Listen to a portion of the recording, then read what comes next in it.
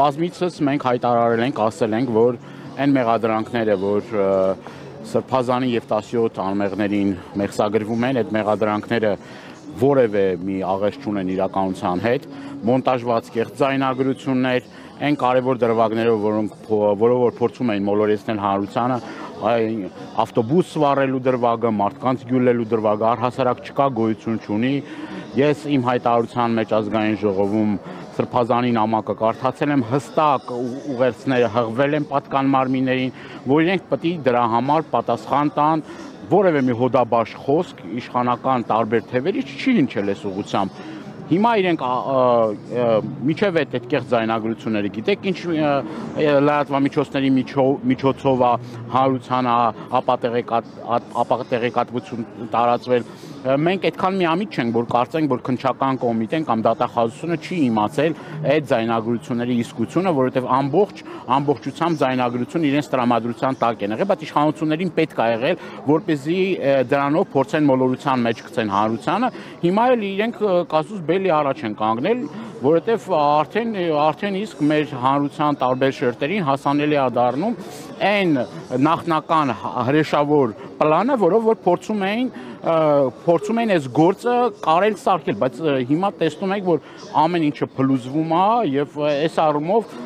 շատ կարեւոր է, որ այն մարդիկ, որոնք որ գտնվում են մեկուսարաններում, այն մարդիկ, որ գտնվում են քրեակատարողական հիմնարկներում, առողջական խնդիրներով, այլ խնդիրներով, այստեղ առանձին վեցրած մարդկանց ուղղակի ճակատագրերի հետ կապված գործ ունենք եւ շատ կարեւոր է, որ այս փուլում խափանման միջոցը փոխվի եւ մարդիկ առնվազն հնարավորություն ունենան իրենց առողջական վիճակով զբաղվել։ Տեսեք, հիմա քննվում է Աղվան Արշակյանի հարցը, որ օնկոլոգիական հիվանդություն ունի։ Հայկ Շահնազարյանի Այո, Հայկ Շահնազարյանը էլ առողջական, մինչև էդ էլ առողջական շատ լուրջ խնդիրներ ունեցել։ Նաեւ առողջական խնդիրներ ունի Տիգրանը, որը էլի հիմա հիվանդանոցային պայմաններում ճիշտ է, շատ երկար տևեց այս process-ը, բայց գոնե թե այս բանին իր առողջական խնդիրները որոշակի կարգավորելու հնարավորություն ունի։ Բայց ես ուզում եմ հիշեցնել դատախազության այն վարքագիծը, այն վերաբերմունքը, որ հենց օնկոլոգիական հիվանդություն ունեցող մարդուն հնարավորություն չէին տալիս, իրենք այն միջնորդությունը, որ ներկայացվում էր մարդու խափանման միջոցը փոխելու եւ ի վերջո իր առողջական խնդիրներով զբաղվելու, այս մարդիկ ուղղակի անմարդկային վերաբերմունք էին դրսևորում։ Եվ կրկնում եմ, այն մեղադրանքները, որ կայս չեմ դադարելու ասել, այդ մեղադրանքները շինծու են, կեղծ են, որևէ մի կապ չունեն իրականության հետ եւ պետք է իշխանությունները ներողություն խնդրեն, այս գործը շատ արագ պիտի կարճվի եւ այս մարդիկ վերադառնան ամեն մեկը իր ստանձնած պարտականությունների եւ պատասխանատվություն։ Արտուրը Սարգսյան այսօր ազգային ժողովի պատգամավորը 4 անչափահաս երեխաների հայ իր խնամքի տակ ունի տարեց ծնողներ, իմիջիալոցես ընթացքում 2 ծնողներ առողջական լուրջ խնդիրներ ունեն, սրտի հետ կապված ես չեմ ուզում շատ փակագծեր բացել, բայց առողջական խնդիրներ ունեն եւ հայրը եւ մայրը հիմա հիվանդանոցային պայմաններում, այսինքն այս ամեն ինչը մարդկանց ինչի համար եմ ասում, որ այս ամեն ինչը մարդկանց ընտանիքների վրա ուղիղ ազդեցություն է գործում եւ որևէ մի խնդիր էլ չկա, որ ասեն իբր թե գիտեք ինչ կա, այս մարդիկ կարող են գործին խոչընդոտել, բոլոր ապացույցները կան, որևէ մի բան ոչ ավելացնելու կա, ոչ պակասեցնելու կա։ Դատական նիստերի դաշտում ես մի քանի նիստի նկատում եմ Կանադայի հյուպատոսին, ինչ է կարծում, արդյոք նրա ներկայությունը որևէ բան կփոխի եւ հաջորդ հարցս ինչու են այս արձագանքները միջազգային ներկայացուցիչների այսքան անհամարժեք երկրում տեղի ունեցողին, որովհետև սա եզակի դեպք չէ, հենց օրերս էլ ունեցան կալանավորումների հերթական դրվագ, ինչը ինչպես ընդդիմությունն է նկատում քաղաքական համատեքստում պիտի դիտի։ Այո, տեսեք, ես նախ առաջին հերթին ողջունում եմ, որ հյուպատոսը ներկա է, դատական այս վերջին բոլոր դատական նիստերին ներկա է լինում եւ մանրամասն ծանոթանում է գործի քննությանը եւ նաեւ ուզում եմ տեղեկացնել, որ նաեւ կենտրոն քրեակատարողական հիմնարկ այցելում Սրբազանի նաեւ տեսակցությունները հնարավորություն ունեցել է տեսակցելու Բագրատ Սրբազանին, շատ կարևոր է, որ այս գործընթացը կա, բայց առավել քան կարևոր է, ես նորից մեկ անգամ եւս էլի քիչ առաջ մոտեցա հյուպատոսին եւ շատ կարևոր է, որ բացի գործին ծանոթանալուց, գործին արդեն բավարար չափով ծանոթացել են, որովհետեւ այս ընթացքում երկար քննվել է այս գործը, որ կոնկրետ հստակ միջազգային հանրությունը պետք է ճնշում գործադրի իշխանությունների վրա, որ այս կեղծ շինծու գործերը ի վերջո դադարեցվեն։ Այս առումով այդ իր այցելությունները եւ դատական նիստերին մասնակցելը ես կարեւոր եմ համարում, բայց ավելի կարեւոր եմ համարում իրենց հստակ գնահատականները։ Դուք գիտեք, որ չկա, միջև հիմա չկա, դուք ճիշտ եք նշում, միջև հիմա հստակ գնահատականներ, որոշ անձանց նկատմամբ ուրեմն սանկցիաների կիրառում, որոշ մարդիկ կան, որոնք որ վերազանցել են իրենց լիազորությունները կոնկրետ գործեր կարելով, այդ մարդիկ պիտի ուրեմն այդ գնահատականները պիտի հնչեն միջազգային հանրության կողմից։ Այդ երկակի ստանդարտները ի վերջո պիտի վերացվեն եւ ոչ թե պիտի այդ նույն միջազգային հանրությունը պահի Նիկոլ Փաշինյանին, այլ ժողովրդավարությունը, որի ջատագովը միջազգային հանրությունն է, Եվրոխորհուրդը, գիտեք որ 3 ուրեմն Եվրանեստի խորհրդարանական վեհաժողովի ժամանակ Հայաստան եւ Պատիմ խմբակցությունները, երիտասարդական թևերը կոնկրետ հստակ մեսիջներ ուղղեցին միջազգային հանրությանը, որ այսպես շարունակվել չի կարելի ամենօրյա ռեժիմով ուրեմն ձերբակալվում են, այնուհետև կալանքի են տարվում ընտրված քաղաքապետեր, Գյումրիի քաղաքապետը, Մասիսի քաղաքապետը, քաղաքական դեմքեր, սրբազան հայրեր, հասարակության տարբեր շերտերի ներկայացուցիչներ, որդեկորույս ծնողներ, հերոսացին ծնողներ, անհայտության մեջ գտնվող մարդիկ եւ այս ամեն ինչը արվում է մի բանի նպատակով։ Նաեւ հետաքրքիր մի դրվագ կա քննչական կոմիտեի նաեւ վերջին այս դեպքերով պայմանավորված, ասում է, այս անձը ասում է հեղինակությունը վայելում, ասում է, ծնողների շրջանում եւ քանի որ հեղինակությունը վայելում ծնողների շրջանում եւ բարբերաբար մասնակցում է բողոքի ակցիաների, մենք նպատակահարմար չեն գտնում, որպեսզի այս անձը գտնվի ազատության մեջ։ Դուք պատկերացնում եք, ասենք, սրա աբսուրդն ու սրա, չգիտեմ, էլի արդեն ինչ աշճանի են հասել։ Կրկնում եմ,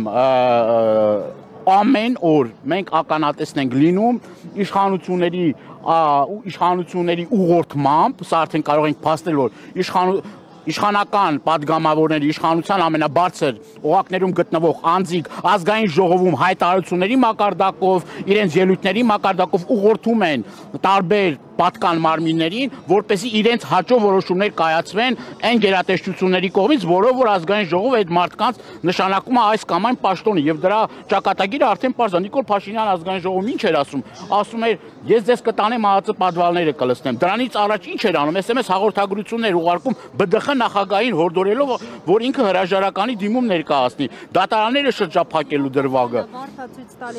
Այո, վարդ սրտիկներ, բայց այս ամեն ինչը կարա ցանկացած բռնապետ, այդ վարդներ կարա ցույց տա, այդ սրտիկներն էլ կարա ցույց տա, բայց դրանով խնդրի էությունը չի փոխվում։ Այսինքն ինքը կարա սրտիկ ցույց տա, բայց հաջորդ պահին SMS հաղորդագրություն ուղարկի, այդ սրտիկ ինչ կապ ունի։ Դու ժպտալով ես անում, ծաղիկ ես դնում, չգիտեմ, քու պիջակի վրա, թե ինչ ես անում, դրանից չի փոխվում բուն էությունը այս ամեն ինչի։ Եվ հստակ ասա, որ այս մարդը նաև արդեն այս Էջմիածնում տեղի ունենալիք ընտրությունների նախաշեմին եւ համապետական ընտրությունների նախաշեմին ուզում է ազատվի բոլոր այն մարդկանցից, որոնք որ կարող են դիմադրություն ցույց տան, որոնք կարող են դժգոհել, որոնք կարող են ընտրությունների ժամանակ եթե բանը հասնի ընտրություններին, ուրեմն իրեն խանգարել եւ խանգարող մարդկանց ուղղակի մաքրում է։ Սա է։ Մենք տարբեր միջոցներով գիտեք, որ մեր падգամավորները, ընդդիմադիր падգամավորները, թե Եվրոնեստում արդեն իսկ մենք դրական ազդակներ ունենք, Եվրոնեստի հետ կապված նաև որոշ падգամավորներ արդեն հստակ գնահատական էին տալիս, մինչև այդ գնահատականները չկային, ես չեմ ասում սա մեծագույն հաջողություն է, բայց միջազգային հանրությանը ստիպելու որ ճնշում գործադրի այս իշխանությունների վրա։ Ժողովուրդը պետք է հաս չլինի այս իրավիճակի հետ եւ իր բողոքի ձայնը բարձրացնի ապօրինությունների հետ կապված։ Քաղաքական դաշտը կոնսոլիդացվում է, տարբեր քաղաքական մարդիկ հայտ են ներկայացնում եւ ես կարծում եմ համատեղ պայքարի արդյունքում հնարավոր կլինի ի վերջո այս ավտորիտար ռեժիմը, որ արդեն վերածվել է բռնապետական ռեժիմի, ի վերջո ստիպել այս իշխանություններին բոլոր օրինական միջոցներով, որպեսզի իշխանությունից իր հրաժարվի եւ ի վերջո Հայաստանում իրապես ժողովրդավարական իշխանություն լինի, իրապես այն իղձեր են ցանկությունները, որ կա մեր հասարակության մեջ, կատարվեն եւ իրականություն դառնան։ Սրանց իշխանության պարագայում հնարավոր չի մենք որևէ դրական ակնկալիք ունենանք եւ բավարար ապացույցներ կան այս տարիների ընթացքում, թե ինչպիսի ճնշումների է ենթարկում ընդդիմախոսներին, ընդդիմադիրներին, նաեւ ուզում եմ նաեւ շեշտել, որ վերջերս մի 2 օր առաջ Բյուրեղավանի ուրեմն համայնքապետի ընդդիմադիր, դուք այս ցանկը նայեք, բոլոր ընդդիմադիր համայնքապետերին։ Հիմա էլ արդեն ապարան համայնքում են որոշակի գործողություններ արվում եւ սա արդեն դարձել է իրենց ամենօրյա գործառույթների մի մասը։ Ինչքանով եք հավատում դրան։ Պայքարի այլընտրանք չկա։ Մենք բոլորս այս տարիների ընթացքում պայքարել ենք, մենք հետ չենք կանգնելու մեր պայքարից, որևէ մի մարդ, եթե այսօր ես երեք մի քանի ժամ շարունակ իմ գործընկերների հետ ԱԱԾ մեկուսարանում եմ եղել, սրբազան հայրերի մոտ եմ եղել, եթե սրբազան հայրերը, որոնք ամենապատվելի մարդիկ են մեր հանրապետության մեջ, այսօր այդ զրկանքները պատվով եւ արժանապատվությամբ են տանում եւ որևէ մի քայլ հետ նահանջ չեն անում, եթե որթեկորույս ծնողները, հերոսացին ծնողները հետ քայլ չեն անում, էլ կարամ շատ մարդկանց անուններ, պատվելի անուններ նշել, որոնք որ հետ նահանջ չեն անում։ Մեր բոլորիս պարտքն է, որ միջև վերջ կանգնենք մեր սկզբունքներին տեր կանգնենք եւ ի վերջո այդ հաջողությունը երկար սպասել իրեն չի տալ։ Ինչքան էլ որ բռնաճնշումների ենթարկվեն, ինչքան էլ մարդկանց բռնեն, դուք տեսնում եք, որ ոչ միայն սրբազան հայրերը, այլ նաեւ մինչև այս պահը նույն ընտրված քաղաքապետներն էլ էլի պատվով են տանում այս ամեն ինչը եւ ի վերջո այդ մարդկանց հետևին կան այդ մարդիկ ընտրվել են, չնայած իշխանությունների գործելավոճին, որ ամբողջ իրենց գործիքակազմը կիրառում են, ամբողջ պետական ռեսուրսը ներդնում են, անգամ այդ պայմաններում այդ մարդիկ չեն ընտրվում։ Նույն Փարաքյարի օրինակը, նույն Մասիսի օրինակը, նույն բազմաթիվ այլ օրինակներ կան։ Գյումրիի օրինակը, Ախուրյանի օրինակը, Ալավերդու օրինակը, Բերդի օրինակ, Բերդում ինչ էր կատարվել։ Երկու տեխնացուին կալանավորեցին, ընդամենը երրորդին երևի ինչ որ խղճի խայտ առաջացավ, կին տեխնացուն ընտրվեց։ Այսինքն համատարած է այս ամեն ինչը, ամենուրեք է ամեն ինչը։ Եվ եթե խոսենք վարչական ռեսուրսների կիրառման, ապա այսօր տոտալ վարչական ռեսուրսի կիրառում կա, ընտրություն են, բայց անգամ այդ ամեն ինչը կիրառելու պարագայում էլի մեր հասարակությունը ոչ է ասում։ Հիմա վաղ շաբաթում է ընտրություն է լինելու օրերս, այնտեղ վարչական ռեսուրսի կիրառում դուք տեսնում։ Դա իհարկե ինչի մասին է խոսքը, այս վարչական ռեսուրսը լիոլի կիրառվում է, դուք գիտեք, որ տեսեք սկզբից ինչ են անում, սկզբից այն համայնքները, որ կան, ավելի են խոշորացնում, թե ինչ է, Խոյ համայնքում որոշակի քվեներ ունեն, այդ Խոյ համայնքի ուրեմն գյուղերը, որ կան, միացնում են Էջմիածին համայնքին, վաղը միսօր եթե պետք կլինի, նաև կարող է դրան միացնել նաև ուրեմն չգիտեմ այլ համայնքներ, Արմավիրի մարզից, կարող է Երևան համայնքին էլ միացնել, միայն ու միայն իրենց նպատակին հասնելու համար։ Դրանից առաջ սոցիալական աջակցության ծրագրերով, այլ ծրագրերով, չգիտեմ, տարբեր